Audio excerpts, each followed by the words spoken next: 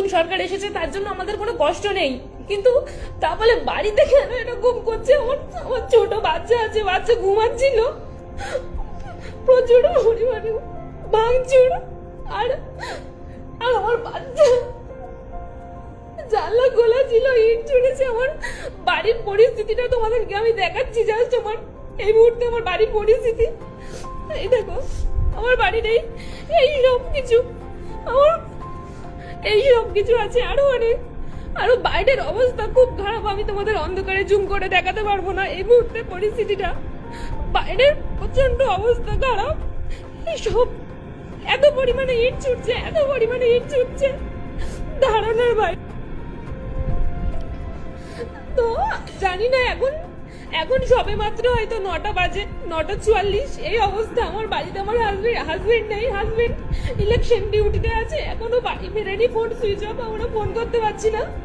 আর তার উপরে আমরা বাড়িতে দুটো মাত্র মেয়ে বাচ্চা নিয়ে এই অবস্থা। জানলা খোলা ছিল, জানলা থেকে পর্যন্ত ইট ছুটেছে আমার বাচ্চার।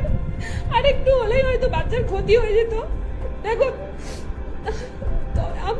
আমরা বারুইপুরের বাসিন্দা, আমরা কোনো সময় ধর্ম নিয়ে কোনো বিভেদ করিনি। ইভেন আমাদেরও প্রচুর হিন্দু ফ্রেন্ড সার্কেল আছে। তো আমাদের যা হয় হোক, কিন্তু আমার ছোট বাচ্চাটা প্রায় 40 জন মতো এসেছিল বাড়িতে। আর সে বাজে বাজে ভাষা, গালাগালি, সে গালাগালি শেষ নেই। তো আমি জানি না এই মুহূর্তে আমি কি করবো। আমার কাছে যেহেতু আমার ফোন চুরি হয়ে যাওয়ার কারণে আমার কাছে আমার যারা রিলেটিভস আছে কারোর ফোন নাম্বার নেই, আমার কিছু করারও নেই। আমার হাজবেন্ড আজকে ফিরতে পারবে কিনা জানি না, এখনো তো ফোন সুইচ অফ। ইলেকশন ডিউটিতে সেই SIR থেকে ও ব্যস্ত আছে। আর আমরা এই দুটো মেয়ে জানি না আজকে রাতে কি হবে ছোট বাচ্চা নিয়ে। তাই আমি ফেসবুকে লাইভটা এই কারণেই করা, যদি কোনো অসুবিধা হয় আমাদের তো এটাই প্রুফ থাকবে। দেখো,